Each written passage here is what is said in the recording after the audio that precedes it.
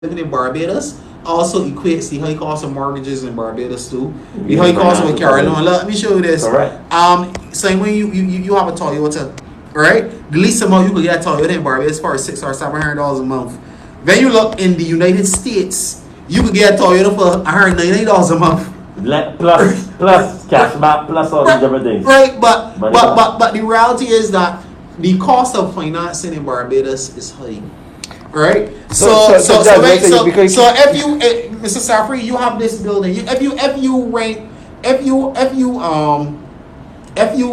you buy a building for $1, and then you say you want me about any logical person wants to be about their money over like say 10 years or 15 years at least, right? But then you're told that you're rent controlled, so you have to rent your building for $1, which means that you may buy money over 100 years. But that's not going to work. Not necessarily. We don't want it to be that drastic. But I mean, like, let it be a particular area or belt, or a particular, like how you have the industrial estates.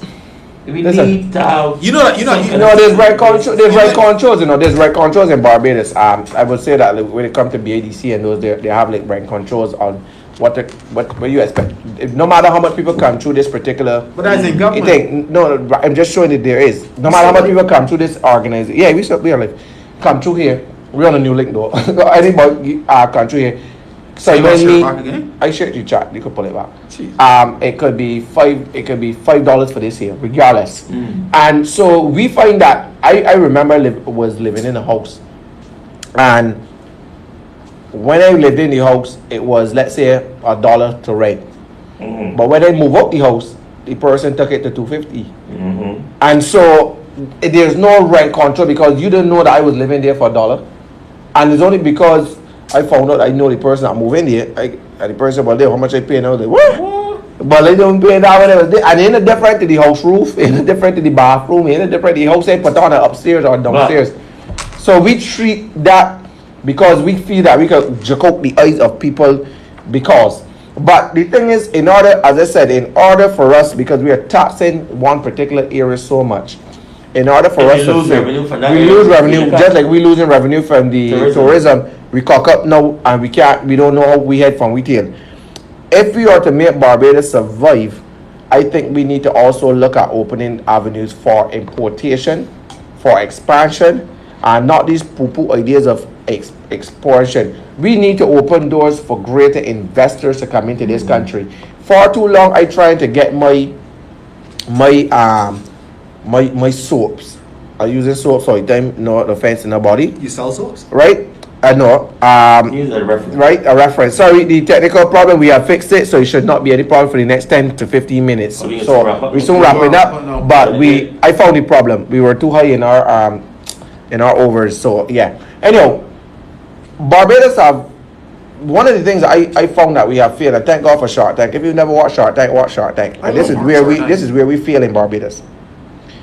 A lot of businesses in Barbados has let's say I got a lovely product of soap and stuff like that.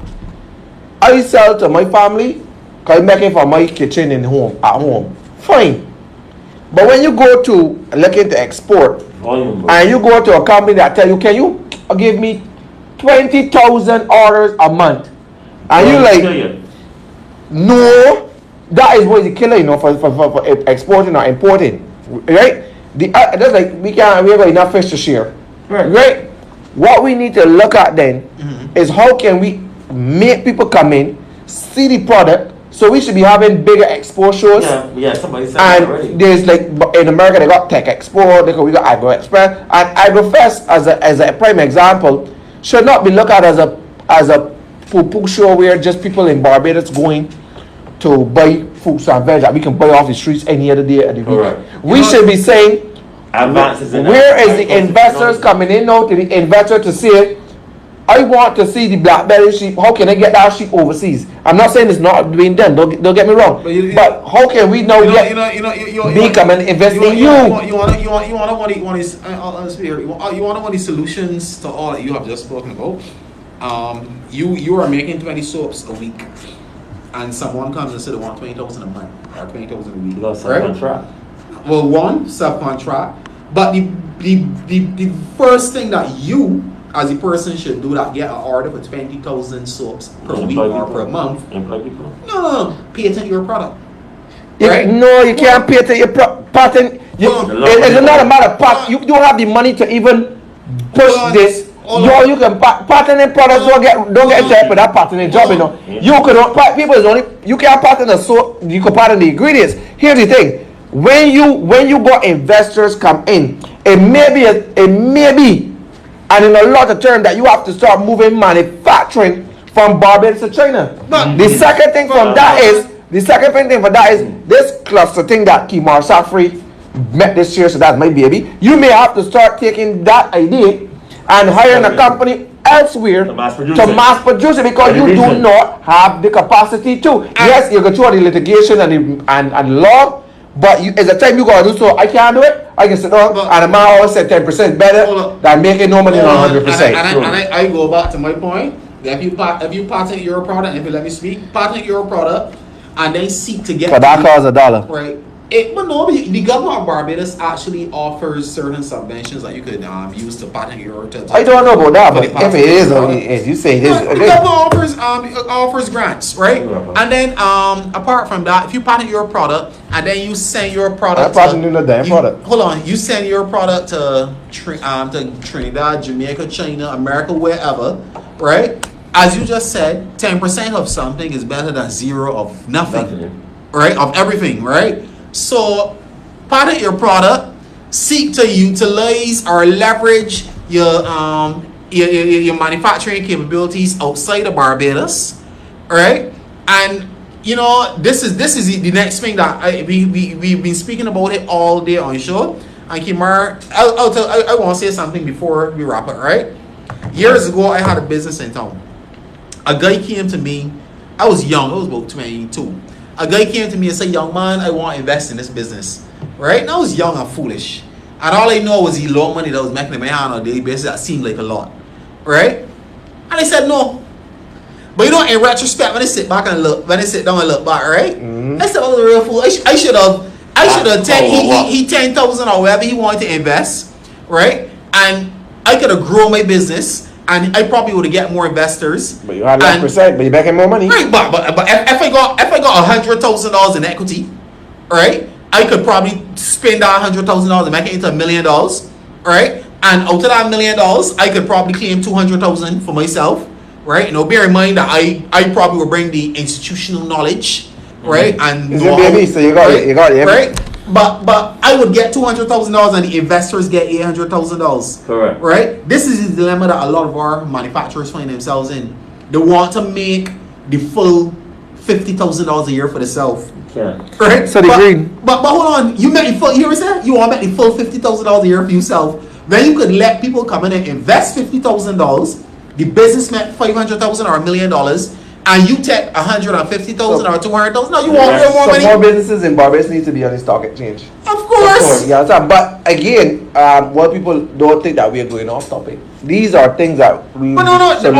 All this is part of topic. Correct. Solutions. Because everyone to carry Barbados forward. If you want to survive in 2021 going forward, you must be prepared to seed part of your business. Correct. You got to be investable too. Don't think that you can invest. Listen, I just give it sign over my print to someone. Yeah. And that is because I retain 100% ownership, but I give the person 100% operation. Of course. And there's a percentage I get every month. So I don't have to get the staff. I don't have to get this. Exactly. I don't have to get that. And I plan to do that for every single one of my businesses. But listen, and sit down and get 10% here, 60% there, 70% there, and they can live. I live. Add them up. I want to leave you guys with this, right? To show you how the big businesses do it. And you also like to talk about banking, but there's a reason why I love to talk about banking. The Barbados National Bank was owned by the government of Barbados. Cumulatively, this is in the initial public offering. And after the company had went semi-public and the former government decided to sell off the rest of the shares, the government of Barbados was able to amass around $100 million out of that company, right? Which had the money. Right? You're right. Because if the government of Barbados wanted to buy back Republic Bank right now, you're going to talk $1 billion plus and come. So I'm saying to you that... You got nowhere to sell. right? That the reality is that some and Miss Motley said this years ago when she was the Attorney General. She got a lot of stick for it, but it's the truth. It is better to have 10% of something than 100% of nothing. As my mom, Mr. Wanda always said, carry the back and shoot it. But at the end of the day, I'm just to touch back on Wayne and Celine. Do their own owners? Do the owners have to declare their rent income to the year? Actually, there is a landlord-tenant agreement where landlords are supposed to be, as far as I understand, landlords are supposed to register their properties if they're renting it. But here's the problem: we can go and find somebody renting a place for $900. They may register, and we feel we can go and run on it because $900 shy of whatever. And anytime he can do what he want to you. Mm-hmm. I know landlords that every year they talk about $100 up, and there's nothing that they put on the house. There's nothing that they come and help do, and they don't want your rent. And I'm very strict for that day. That if you come and roll me book taking another $100 for a month, tell me where you put it on the other bathroom. Correct. Tell me where you put it on the other bathroom. And if you put it on this for the house, tell me where you changing the galvanized for the roof. You understand? Because there's landlord obligation, there's tenant obligation, and a lot of people don't even know for buildings in town. I think all the lights on the outside that the landlord got you paying for, the landlord supposed to have a landlord panel. Mm-hmm. That all the external lights and the hallway lights is his or her. So there's a lot of things that we have to be educated about. We can go and bring an educational panel book here just now to ask the question. But remember, people, as we wind down in our last 4 minutes, so we can can I get locked up for you? Right? Yeah, 2 minutes. 2 minutes. At the end of the day, you're in blue now, though. Right. So my friend saying Philip, so he might fit in. Right. But we're right at home. But really and truly, though, people, we have to look at ways to. And I hope that the leaders in the positions are listening to us. Again, sorry for the difficulties, but we fix it. Is that we need to be able to look for avenues to be able to safeguard what we have at home. That's right. Because what we have home is going to be the driving force. Because even if we run out of foreign reserves, we should be able to stock. We should be able to use the stock within home. We should be able to use the black belly sheep instead of the New Zealand lamb. We should be able to use the chicken, local chicken, and the imported chicken. Self-sufficiency. You know, the self-sufficiency. We should be able to go and get we yams and we cassava and we dasheen and dumplings from the back rather than going to get it in from overseas. And we have to get away from this nice looking whatever and pack it, whatever you want, and start to use local. In order for us to do that, we have to come to a shape of mind of how we do things. Start holding on, paradigm shift, start holding on businesses like if it is you whatever, and start to diverse, start to get partnership, lessen the load on you financial, get legal advice, get lawyers involved, write the right proposals, write the right thing, and do that. And then we are able to move.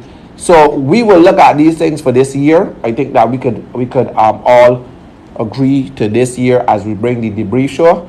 Help you look at areas in where you can improve, bring those knowledge, bring those things. And I think we've done it well over the year, but I think more so now is needed.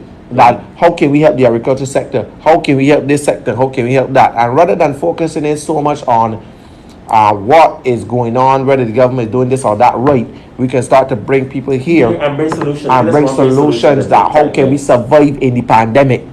Because I feed and expand. I feed so much smokes here, and I take so much people off the streets. That is my solution, because that is what I and the organization exists to do. But Simon may exist to say, look, I can bring you knowledge in this area. He can bring you knowledge in the financial sector. And so how can we help give you the advice, and how can we bring the people here? We may not can do everything but how can we include people that can help you go forward? And I think that is what we have to look at. But as we close, we want to reinforce again and again that the masks are to be worn on your mouth. Covering your nose. I thought with masks because a lot of people got more than one. It's not here, not whatever you feel like, and obey the protocols. Now, again, we reiterated in the beginning, and just for those who would have fallen off on the last thread, life, the government is doing all it can. We don't always agree. We can't always agree.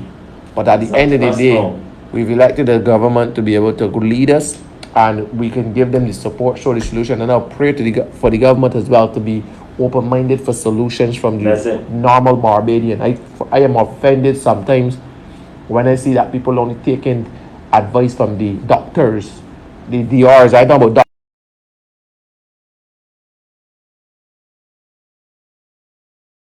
Has knowledge, has on the ground have ideas, us on the ground work with people, and we can share with you the same thing experience that we make every day. Reach out to us, and so we can help you, guide you. Watch these shows where we put results, where the solution, where the people on here also put solution.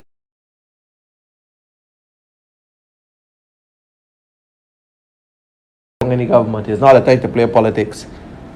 It's not a time to bash anybody. I know people can put the politics in it and stuff. Yeah, and in short, the boss.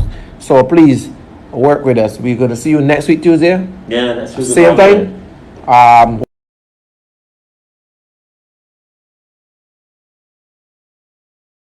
As Aline said, Beijing needs to come together, love each other more, and try to go forward together. I agree with that. Everyone, have a good night. You're coming in, Wayne. We will.